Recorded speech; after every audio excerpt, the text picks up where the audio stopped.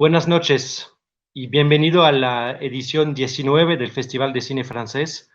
Acaban de ver la fantástica película de Anca Damian, Las vidas de Marona, y les agradezco mucho su presencia y tenemos el honor hoy de recibir, después de la proyección de la película, de organizar un conversatorio muy excepcional con la directora que se reúne con nosotros desde Francia y el director colombiano de animación, Santiago Caicedo. Les voy a presentar un poquito nuestros invitados de hoy. Santiago Caicedo nació en Cali. Ha ganado gran reconocimiento por las apuestas visuales de sus cortometrajes, en los que ha explorado arriesgadamente la conexión orgánica entre las posibilidades de la animación y las historias, las cuales son distribuidas por Nintendo. Su primer largometraje, Virus Tropical, producida con Francia, tuvo un destacado recorrido internacionales de festivales como NC, South by Southwest, Animation is Film, en Berlinale, entre otros. Estudió artes plásticas, dirección de cine, producción de imagen y es especializado en investigación de informática e imagen. Su trabajo se debate entre el diseño gráfico en movimiento, la animación, la estereoscopia y el cine. Es el director de Timbo Studio, empresa con la que dirige y produce películas, series infantiles, cortometrajes y shows en vivo que involucran contenidos de animación.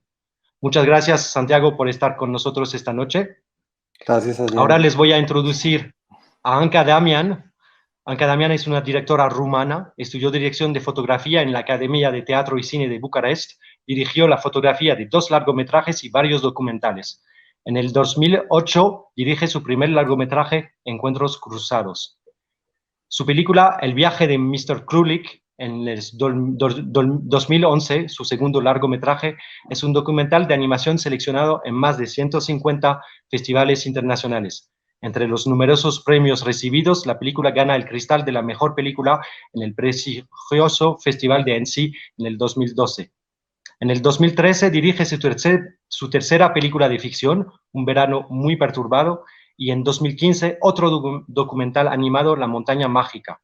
Nos hace el honor estar con nosotros para presentarnos su última obra de animación, producida en parte en Francia y que fue presentado en competición en el último festival de Annecy, Las vidas de Marona. Muchas gracias, Anca, por estar con nosotros. Thank you, Anca. Thank you for inviting me. Thank you very much. And I let you discuss about the film right now. Thank you very much. Hello, Anca. How are you? Fine. I'm just finishing another long feature animation now. I just wanted to tell you that your film is so beautiful. I'm gonna do like this small love declaration because yeah. I haven't seen you before anywhere, but after I saw this film, I just fell in love with you. I don't know anything else, but this was so refreshing and so inspiring for us, the people that make animated films. Getting the opportunity to see something like this is like, I don't know how to tell you, but it just gives you, just makes you want to do more animation. You know, it's so refreshing. So thank you for this beautiful film. And I think that it is a film that it is true. It is, always what you put inside, because I put a lot of love in it. So this love goes to the audience. I had this feeling that the heart of this film is very warm, and I got a lot of feedback from all over the world. I mean, the film went great festivals, like 80 festivals till now, Rotterdam, Tokyo Big Festival, European Film Awards nomination. It got also festival recognition, but the reaction of some animators or some audience saying, well, this film touched me, is much more precious for me. So thank you. Well, I have a lot of questions about the film, and I have a lot of questions about you as well. So okay. let's start probably with the film. That's what we are here for. But I don't want to put aside the questions about you, because you have to become, or you have to come from somewhere to kind of create this piece. This is something that is not made from one day to another. I know you did the path of how do you call it, Corlick, the path beyond Corlick, and the Magic Mountain, and other films. And I have the feeling that this is as you say, a film more about love. Probably the things you have done before are a bit more political, a bit more documentary. Why doing this film? Why did you get the idea of doing this film? So I'm always inspired by reality, and this is in 2014 I saved a dog that followed me. I also have a dog now. He's sleeping, luckily, and we can talk. And I was walking my dog, and this Marona, this dog, followed me in the streets, and I couldn't just let her out, leave her there. And so the starting point is in reality, but while I try to find foster families to her, and I realized that she was changing the families in which she was changing the relation between the people in the families. So this was, in a way, this reality was the starting point. But for me, I said it is important to speak about love. It is important to speak about to a bigger audience, a family audience, and also to find a way to, because for me this film is a philosophical tale, very in disguise, because it is a dog story. Oh, how nice. It is a family film. You don't expect. I saw in Annecy in 2019 when the film premiered, that people were going to see a dog story and a family film, and afterwards they were, what we have seen here. And in a way, I'm pretty, how should I say, satisfied that I could camouflate in this film the most profound beliefs that I have in love, the most paradoxal things in which I nobody is good, nobody is bad. All the characters have their limits, but they are humans and they are lovable. So for me, making a film, I was passionate to do the Krulik story, and I entered in a kind of tough story that I had to tell, a Kafkian story about the relation of the human being with the society. And also it had a lot of humor, Romanian dark humor, I would say. But in fact, doing Marona was more my word, was more of myself. So what you see here, it is that in fact I used a lot of things from me, from inside me, that were I could expose. And this is a very delicate topic, because I telling people it sounds like, well, life is a love lesson. Oh, come on, leave me alone. I mean, and in the same time, if you can expose it in a story that overwhelms you, and you feel you are there emotionally, and you also vibrate with the colors and with the images, at the end something is changed in you. And for me, this was the important thing, to go beyond the I mean, go to the audience in a way that they would vibrate differently at the end of the film. But if you ask me for, there is a lot of myself that I put in it, and this is obvious out now. In the when you say a love lesson, I also feel that it also breaks your heart, you know. Yeah, because, but life breaks your heart. Because I also feel like a lot of disappointment, you know, that could come through, you know, like this dog and that has different loving owners, or how do you call it? I don't know if owner would be the correct word, but at the end of each relationship, there's also like letting go, a disappointment, that relation finishes. It is loving others more than you love yourself, because in fact she gives up the relation in which she feels comfortable in order to let free and let other people live as according to their choices. Yeah. So loving others more than you love yourself, this is true love in a way.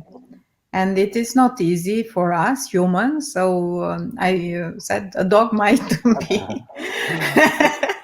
and sometimes Marona doesn't have the possibility of making that choices as well. She just ends like caught up in the circumstances, and she just gives into that person, or just starts loving without any questions. And I feel that is very, very beautiful, you know. There are also like many things I wanted to ask you about the style and the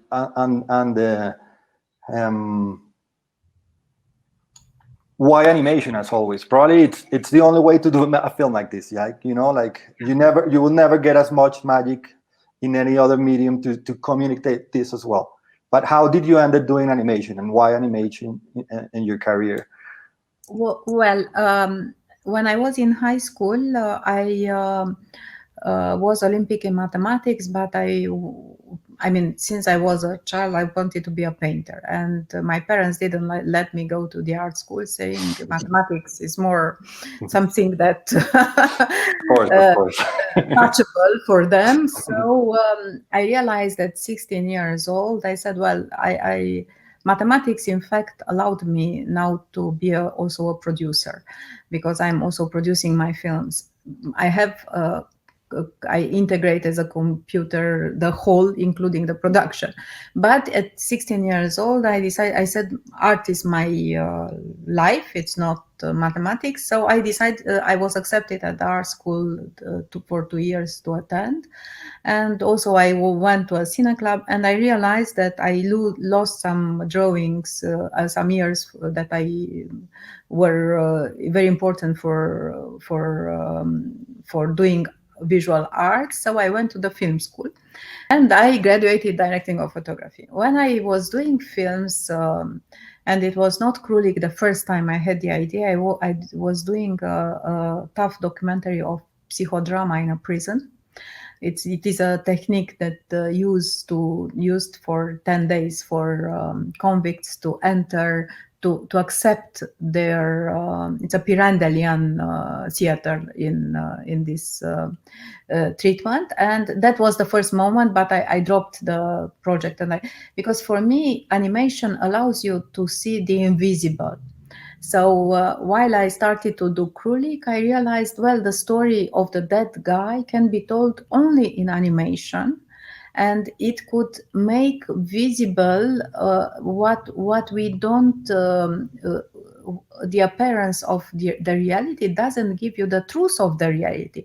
We can find the truth through the animation, because the drawing and also mixing, for me, Krulik and the Magic Mountain allowed me to make a strange mix of surreality, because I was keeping pieces of reality, but in a package where the meaning of the reality became visible. And while this is, of course, in Romania, there is no traditional animation.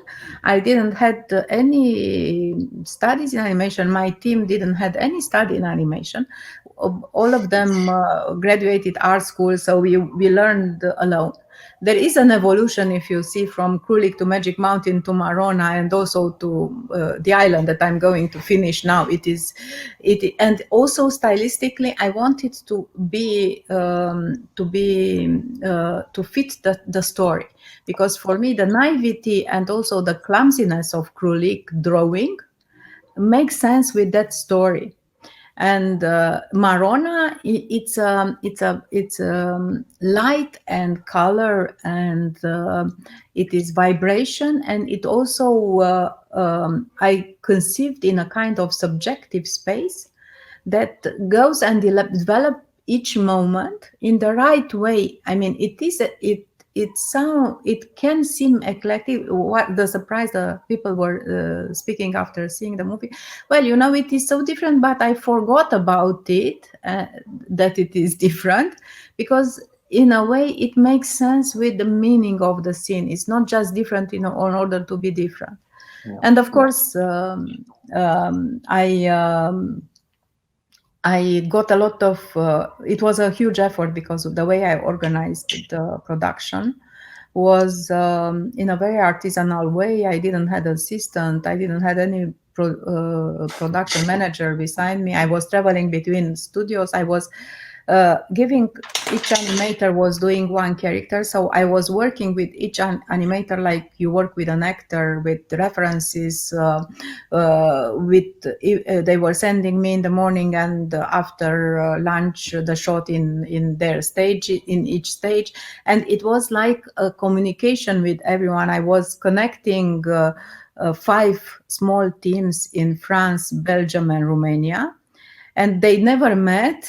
There were also 3 visual artists. Brecht Evans was in Paris, Gina Torstensen was in Spain and then moved to Norway, and Sara Mazzetti in Italy.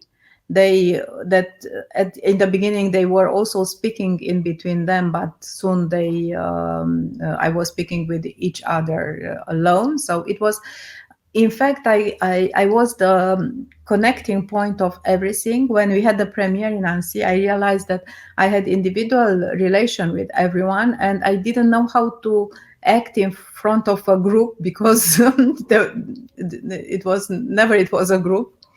But it was exhausting, artisanal, but so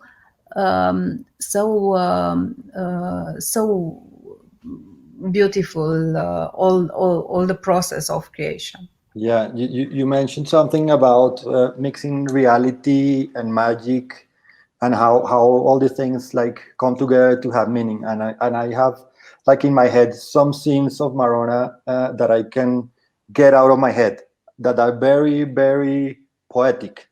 For example, when the invisible man comes and tries to convince Manolo to go to the circus with him, and Manolo just starts like to I don't know how to put it, like to melt, and just the strings and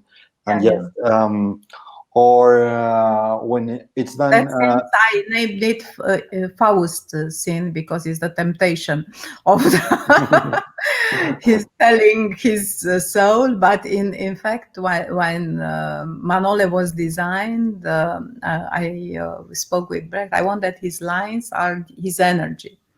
So in order to make him change and become, and he's a beautiful character. Like he has so much, like just the way he moves, just talks so much about him.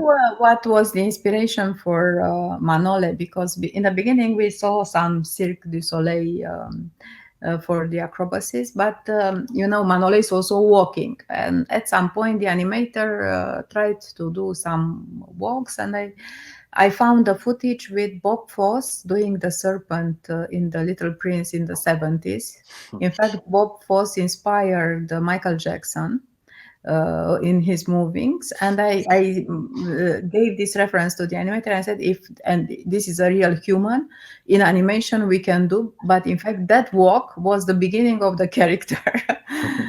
That walk is great, and for example, there's another one when it's done, he just like loads all the pile of things on the construction site and puts it in the truck, and he just like lifts the truck, and it's such a simple way of communicating things. Like you get to know so much of the character with such a small gesture. Like he's so big and he's so powerful, and he works in this place that is just like starts with the construction plans and start to build up and to build up, and you know that you get it from there, like something is going to happen. For me, that relationship is gonna. Yeah, that relation, and for me, the set, the construction place was the construction of their relation, because if with Manole everything went in a second, with Istvan, who is more restrained and more, if you say, emotionally blocked, for him, he need that time of the construction of the relation, which corresponded with the construction. That's very poetical. And when you get to I don't know, to meet Istvan girlfriend, I think there's another scene I just cannot get out of my head. Is like when she's in front of all these mirrors, and you right away understand her personality so in such a poetical way and in such a straightforward way that like you know exactly what kind of person she is. And I, for me, that poses a lot of questions about not only. You started talking about the way you had your team set up with the different little teams around Belgium, France, but also about the script and what's the relationship of like, or how would the script of a film like this work? Is it like constructed, or you have like an iron script and if you want, of course, for the script, I worked with my son, Anca Damian. In the beginning, I was, of course, I'm working with the story. I always say I look at the film as a sausage, because it is in the length. Okay. And I see the length and how. So for me, it should have an prologue, epilogue, and then 3 parts that corresponded to childhood, teenager time, and adulthood. In childhood, everything is possible, so the magician was perfect fit for it. In teenager time, you feel blocked emotionally, and this was the constructor architect time, and also he's emotionally blocked and of course dominated by the 2 women in his life.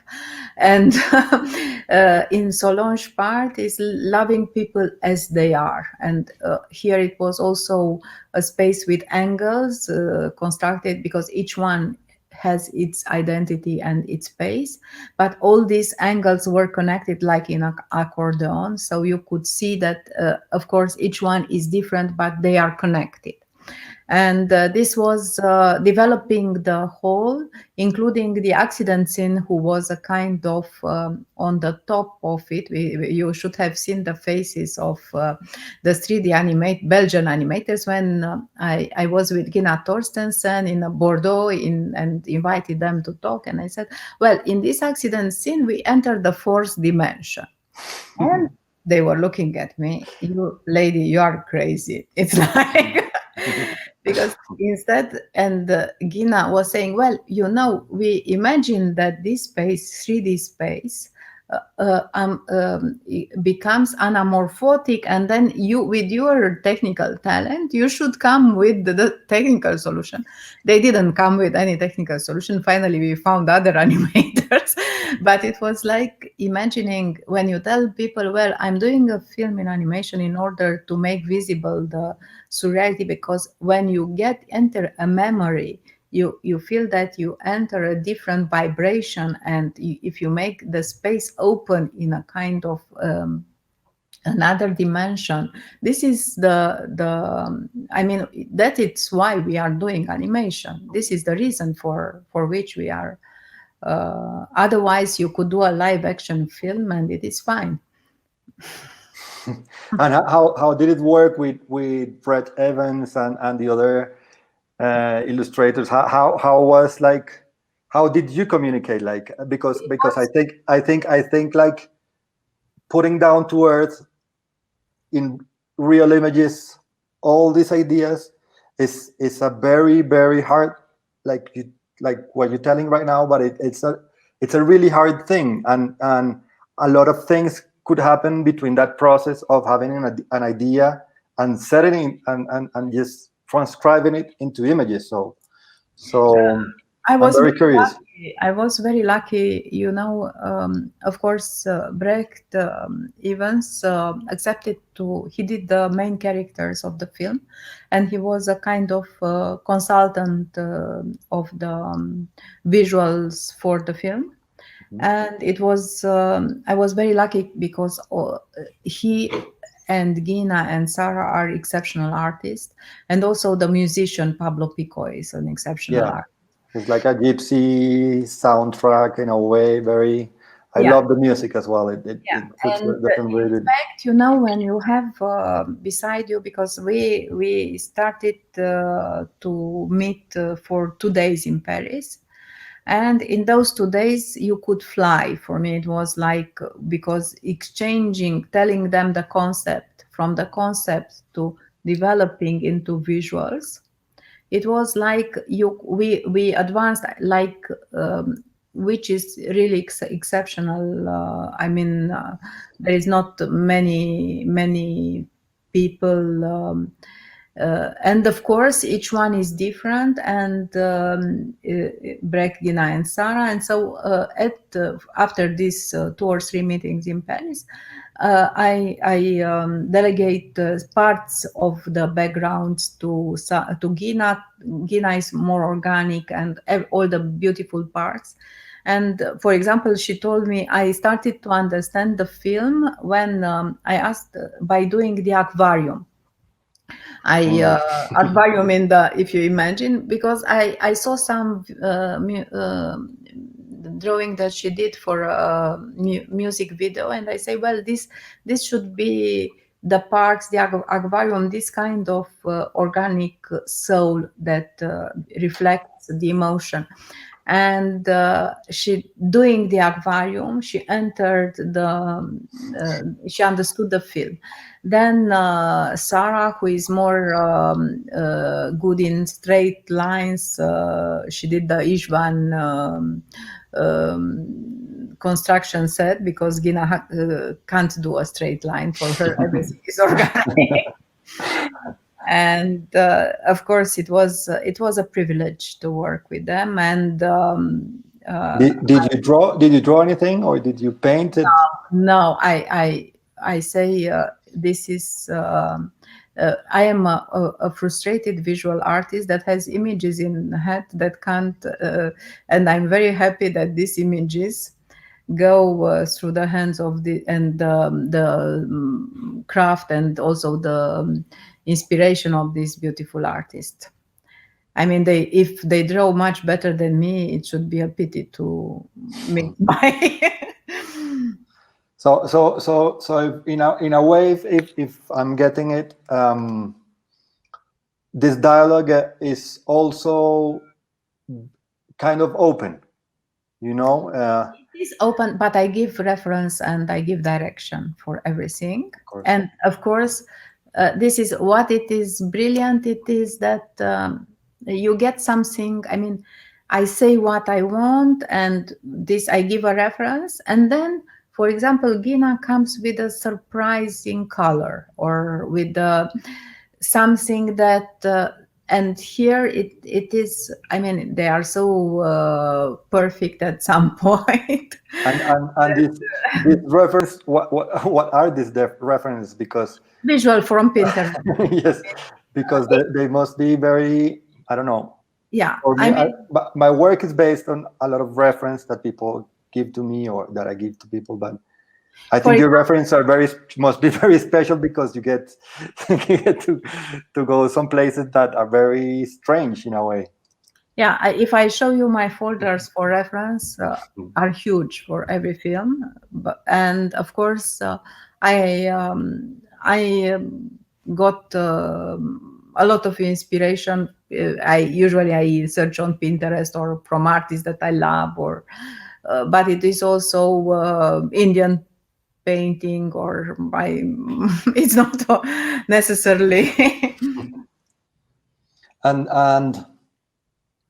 how do you feel about Marona? regarding your other work and your other films? Do you feel like Marona is where compared, I don't know, to Krulik or to the Magic Mountain, or is it a step to doing something else, or is it a part of something greater that's it's happening, or where do you see it in your life, or how do you? I mean, I would not repeat the style of Marona. I'm not repeating the style of Marona in my next film. My next film is also beautiful but immersive. We are in an island that is like a planet where we live the end of the world, but it is a beautiful end of the world. We are happy to die there, and it's a musical with Robinson Crusoe and refugees. So it's a crazy film, and It has to do what's happening. You were inspired by all the recent, I don't know, things that have been happening in the world. And I realized that reality, I mean, when I started the project, I say it's in the near future, but the near future became today. And it's like, I'm saying, this is just for saying that I will not repeat Marona style, but for me, of course, it is. I see it a door open to the audience, and a film that it is really in his way, in his particular way, very very close to me. So for Krulik and for Magic Mountain, I got involved emotionally even, but it was not. I met people and I did research from realities that were not mine. Marona is my reality in a way, so that is perhaps closer to my heart. And it was funny in Spain. A child asked me, "Do you do the sequel?" And I said, "What would be the sequel of Marona?" And he said, "Well, you know, there were 9 puppies, so number 1, number 2, number 3." I could do 8 films about Marona's brothers, but I will stop living only Marona. And Marona is now an old lady. She's still alive. And is she the one that lives with you right now, that dog? No. It was another dog, because my dog I had my dog while I met Marona. Marona is in a kind of Solange family now. When you do this kind of films, or you create this stories, how do you, like you were talking about this kid that asked about the sequel, and I would like to understand, or if you think about how the audience are gonna take it, or is it more a personal like voyage or trip, or where do you think, like this kinds of, because I feel they are very artistic and personal, and they get really well connected to the audience, but they are very personal. So I don't know how your relationship with the audience would be. I really want, I mean, for me, I think that a film without audience is a sad film. And it should go to, for me, giving them beauty, but also giving them meaning.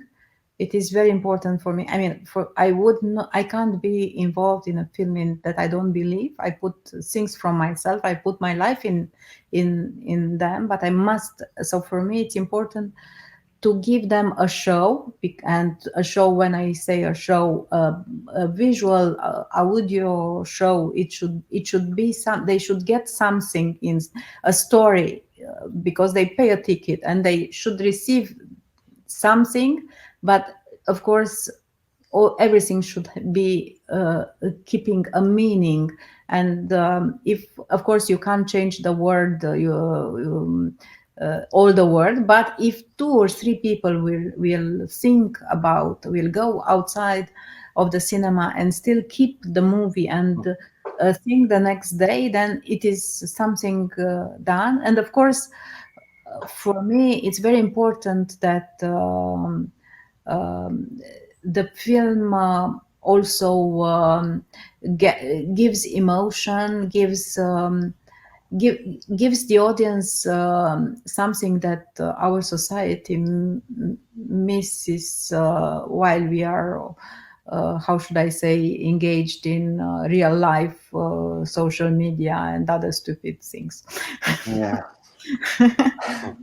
Yeah, because you can be very, sometimes I feel very disappointed on what we do, because our job can be very frustrating as well. And when you don't get that connection with the audience, it's very sad. But also when you are not able to express yourself as a storyteller or as an artist or a creator, is also very frustrating. And finding that balance between the two is very difficult, because when I was very young, it was Kurosawa, how should I say, my first master. And I say, because he did the Seven Samurai, which is an adventure film for a lot of the audience, but it is a film of initiation, of spiritual initiation, so giving more reading layers. Who wants to see the story of Marona will see the story of Marona. Who wants to see the deeper level of life, death, and love will read it like that. So I think that we should be careful while doing a movie to fulfill all the layers for for the people who and do you feel you control those layers, or a lot of things try. I try to. happen there and just like evolve, or just are like magic that appear, like sometimes you don't realize what you're doing, and something you see like, oh my god, this is something that it's there, that it's special, that I didn't realize that's what's going to happen, and it happened. So now, a film, it is achieved if you enter, you give something from yourself, and you find also a group of people that go with you in the same direction and put also their creativity. These are the two conditions. And for this, it is, I mean, I didn't live for 2 years. I was just in this film, working this film. So you give up at some things. You can't have a nice life, or something. But you give a piece of your life there. You you give a a piece of your life. And because I just keep having like these scenes in my head that I cannot get rid of. Like, like that's like what you say. They have so many layers. And for example, there's one scene where Solange Mothers is like, I don't know if she's like doing numbers for bills, and they just escape. Like it talks about so many things in a very poetic and simple way. Like you know what's happening with the economic situation of the house, like what she's doing all day, like this struggle to get that house moving in such a simple image. And for me, it was also having this paradoxal, how should I say, because I always like to break the tragedy with humor. And I don't let you stay in the same emotion too long or do something to be predictable. So I always mix in the scene elements, also poetical elements with funny elements or with dramatic elements, that you at some point it's not it gives also a surprise and also a complexity of life, because life is neither sour neither sweet. It's both. And what is the thing you fear the most? Like could happen. I don't know, with your work or with you, and I think, well, I don't know. I fear that I fear not to give up, because for me, reinventing myself and also living the present and being in the present and trying to give a meaning for the life, for me and for my work. This is, how should I say, the most important thing, and I don't want to give up this how should I say, the process of not letting because of course it is also self-sacrifice on the road, and but it's a lot of, I feel a lot of satisfaction, but in the same time I see so many people that get just a comfortable situation and start to repeat themselves and not to be true, to lose the connection with the heart of their heart, and the heart of life. It's very important to be true, and to be true to yourself also, to be meaningful. We are born for becoming better. We should not give up this, and I think that the artists are fortunate to be able to create things out of because it's a lot of subconscious that I put to work when I'm doing a movie. And of course, there are Jung archetypes that I read and influenced me.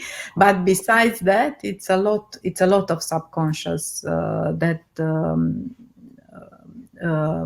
helps me to express the visions of the meaning of things that I do.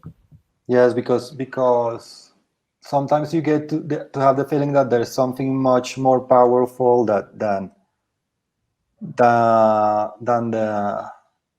script, than the art, than the music itself, and it comes together in a very, I'm gonna put it in a strange way that may not have any sense, but it's very uncomfortable.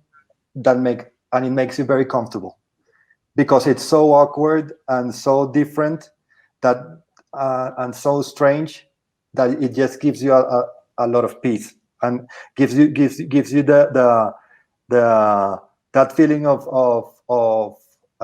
being deep, or being different, or being not fitting. It's okay, like. And that's something I really loved about this piece, and you said it in your way, but I as a director, I come back to the same, like, how do you get people to understand this when you are working with your team? Like, you must have like very deep philosophical, I don't know, discussions, or I don't know. The work of a director is a group psychotherapy, if you ask me. It was like, and it is never their fault. It is my fault if I don't achieve to communicate. Of course, I also at some point I gave up, and I changed some people that were working on the project. I gave them 2 weeks. I know that I see that I try everything, and I see that it doesn't work. And I will at some point it is you change, and if you don't change it, then it is a problem. So you should know when to cut. You can't achieve with everyone, but when you achieve, and with each one has its way of his way of his personality, so you might find a different way of communicating with each one. For me, it is also enjoyable, this group psychotherapy. But of course, at some point, it is you say, "Oh my God, I want simpler people with less problems, if it's possible." I'm sadly talking about cutting. We don't have much more time, so. I want to thank the festival, to give a big hug to the audience, to thank everyone for all their efforts to to do still a festival and to go to see a movie and to show still pieces of art today, it is very important. So a big thank you, Santiago, a big thank you, festival, a big hug to the audience.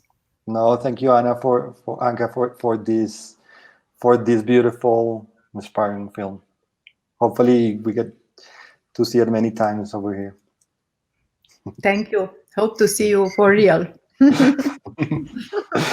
All my love. And really, what I said at the beginning is true. I just fell in love right away when I saw this film with you. So it's a love declaration openly. I'm honored. I'm honored. I also love your film. Thank you. Thank you.